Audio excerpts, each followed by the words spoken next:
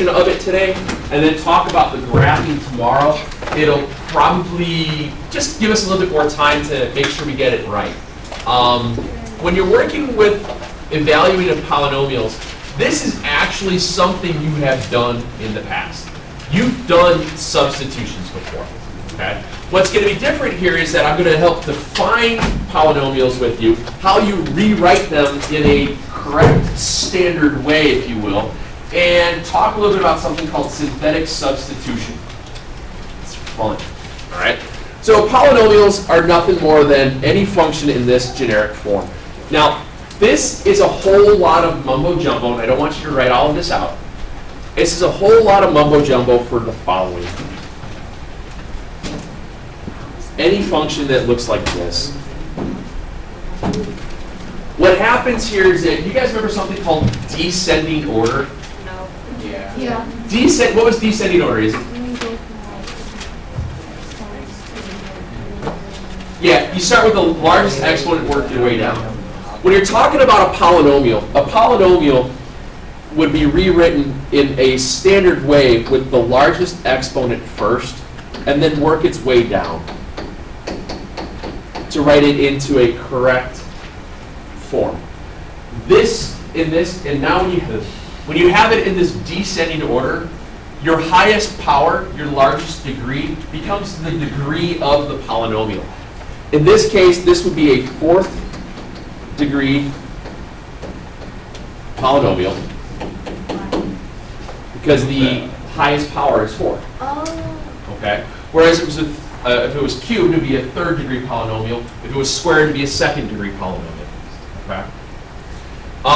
What you do here is you'll notice how all that a sub n, that is the leading term coefficient. In this case, our leading term coefficient is 5.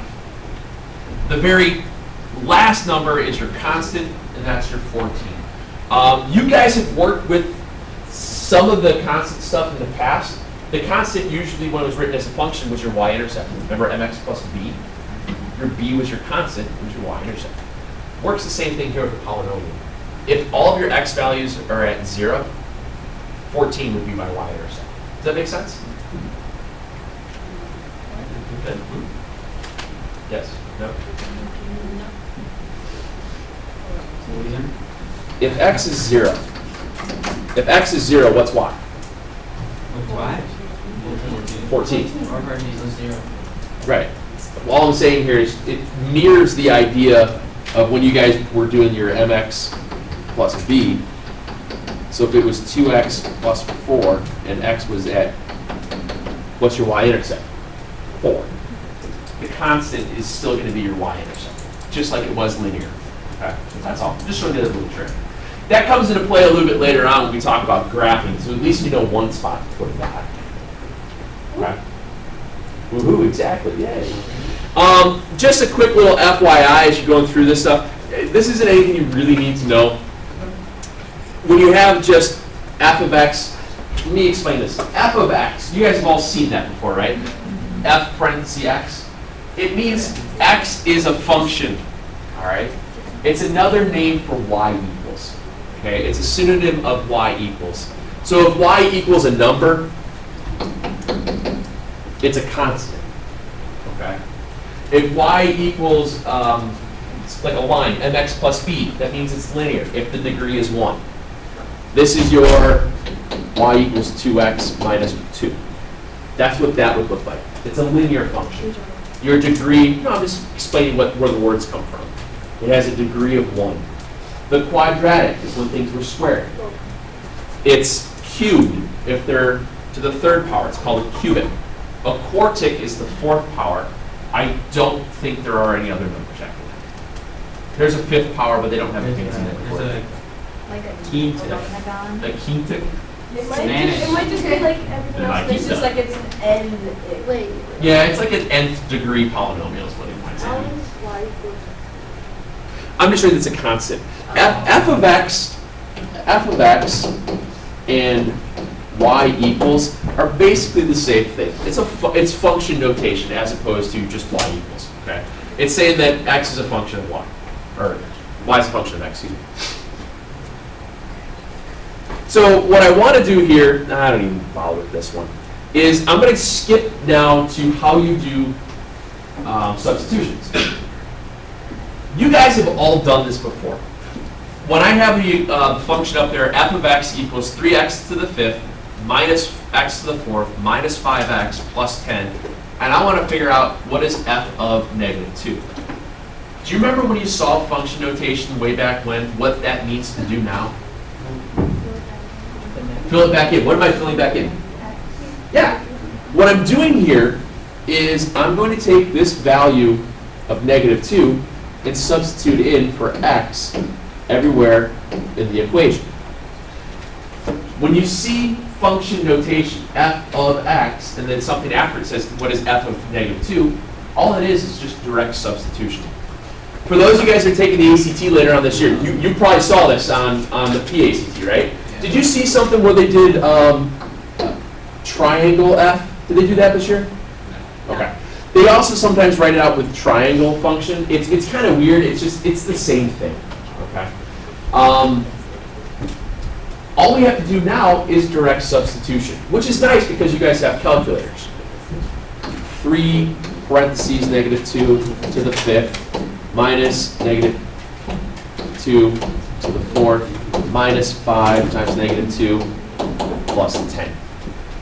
And you would use direct substitution, good old-fashioned plug and chug, and get an answer.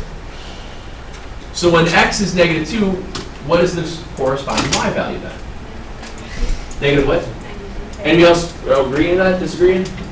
Not that I don't trust you, I just haven't done it yet. I'm gonna go with it. Oh my god.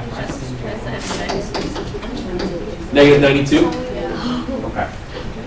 Now, one of the things that you've been taught to do is this form of direct substitution. There's actually another way to do this. Another way that becomes a lot easier the more we go. It does. Trust me. Another way of doing this that makes things a little bit easier when the polynomials get larger and we start dealing with funkier terms. It's called synthetic substitution.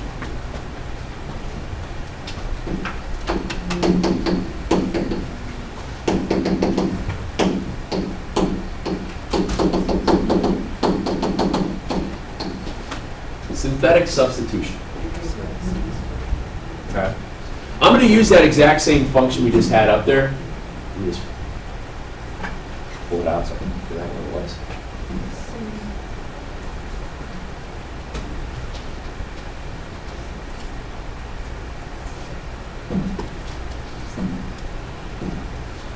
I'm going to use the same function.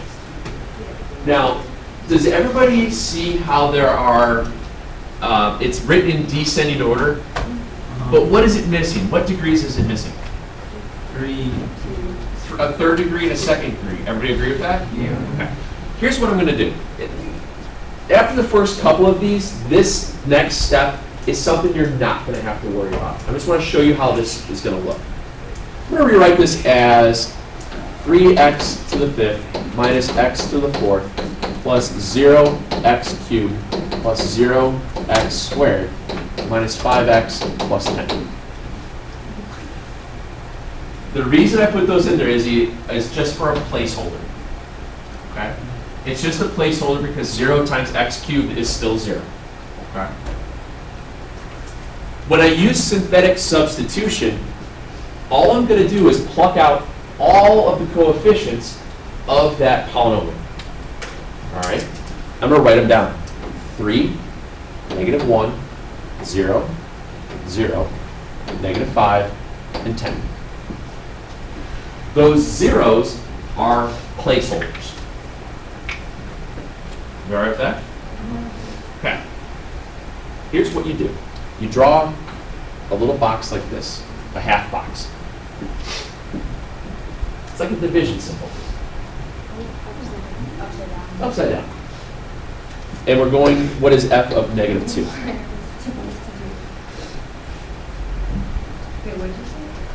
Then we write down what you're substituting in by. We're substituting in -2. Why? That's what the question was. I'm showing you the other way of doing it. So we're doing what is f of -2. So here's your the first thing you do with synthetic substitution is you drop the 3 here.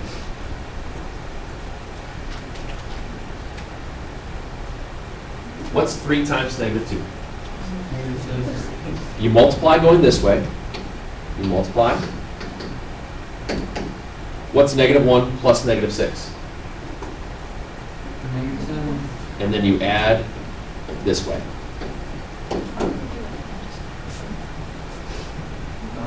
This is a method that was done prior to having the better calculators.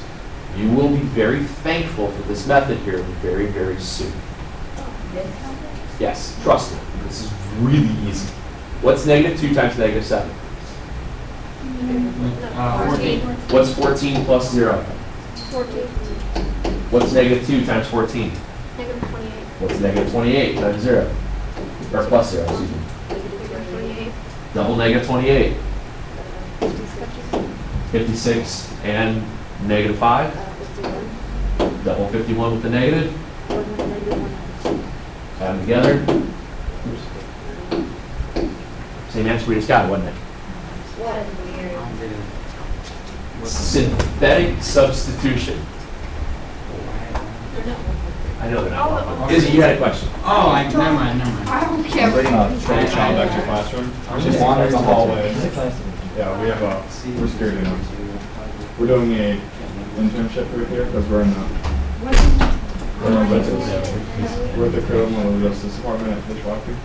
So we're security guys. Yeah, we must have done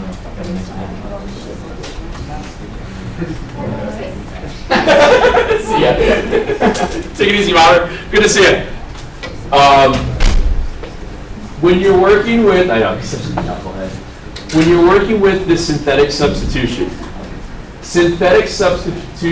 and later on when we do what's called synthetic division, become one of the most important things that you will ever use with polynomials. It is a very easy method of finding zeros. It is a very easy method of creating terms and everything. All right, now remember, this was the very first time you've ever seen that. It takes a couple to get the practice, okay? Let's try another one. I think it's, we just did this one. Same idea. I have 2x, the function is 2x squared. I'll write that out first. Or 2x to the 4th minus 8x squared plus 5x minus 7.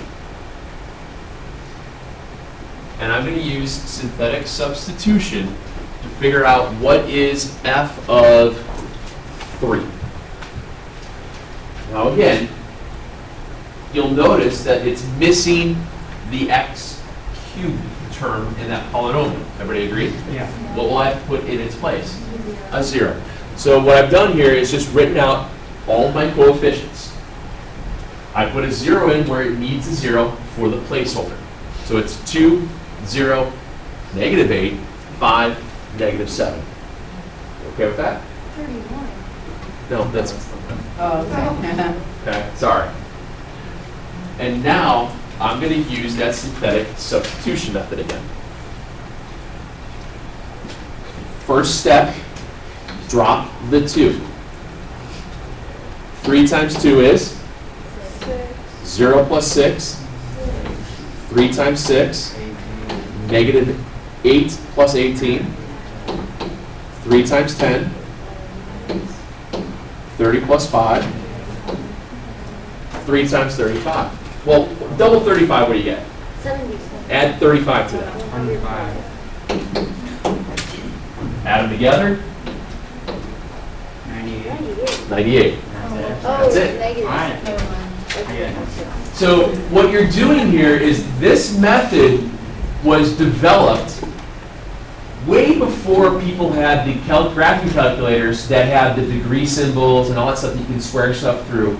It was a method that was working to show how you can do substitution real fast.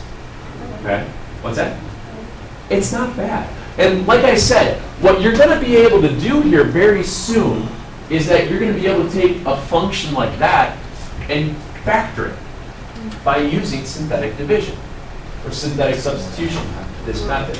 It is a very, very easy method to use. Okay. What's that?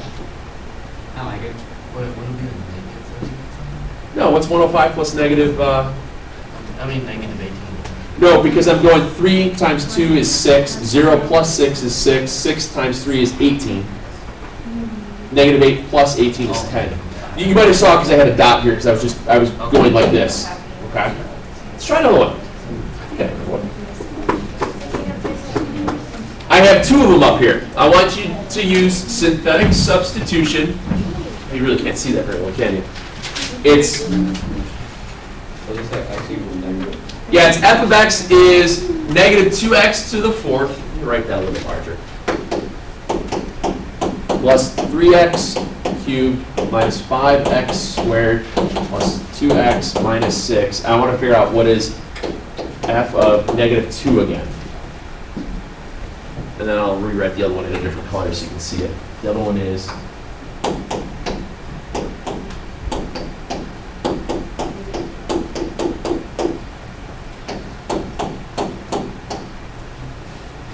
can you see that a little bit better now? Take a second, use synthetic substitution, see what you get. Let's go through the first one. Drop the negative 2, multiply, add, multiply, add, multiply, add, multiply, add. Negative 86? Yeah. Whoa, that's the answer I got. Yay! Took me a few tries. To be honest with you, when you do a lot of these things, more often than not, you're going to forget putting a negative in here, or you're going to forget a negative times a negative is positive, Yeah. or you're going to say that 14 plus 2 is 12. I messed up. I did negative 19 just times 2. I did 3 plus 4 is negative 8. Yeah, it's very, very easy to make a simple mistake, okay? Say, because you're right. Oh, I see it now. Go this way, we have what, a 2, a negative 3, a 4, and a 2. Drop the 2, 4 times 2 is 8. Add them, multiply them, Oh, God. add them, multiply them, and add them. Wait, so you know I put a 0 I put a 0 because Oh, you put a 0 here? No, I put a 0 on the before the 2. Oh, you don't have to do that. Okay. Not at all. No, because you're starting with the highest power as it is. There's no reason to put a 0 in front of it. Alright. Okay? You're just making extra. I mean, you're not going to get it wrong. Yeah. You're just making extra work. Okay? Because you never know, 0 times 2 might become 2. I don't know. Okay? Not so scary. If that's how it goes. I think that's all I wanted, yeah, because we're going to get into the graphing stuff tomorrow, and that's where things get a little bit messy. So let's do some problems here tonight. Where's the book close by me? How do you guys not have your book? I carried yeah, if I carried my algebra 2, I would have All right, so this is section 6.2. You have 7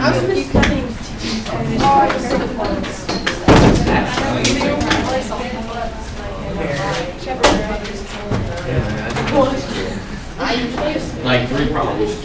Like 6. like 1. I like the 6.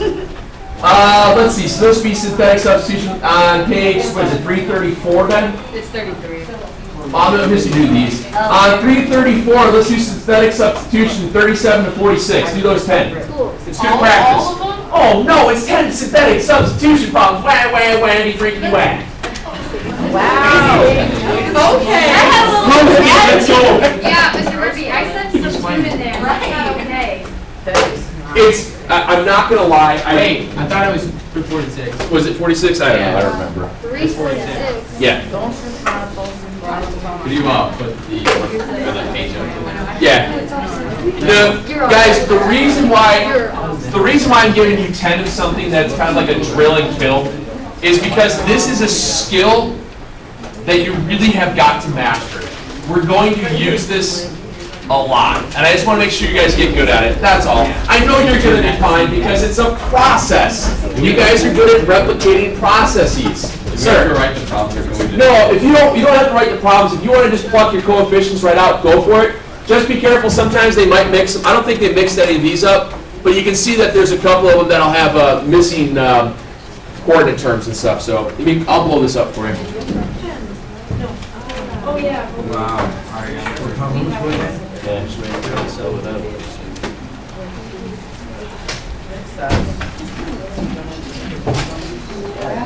Well, I leave it at home anyway. You did?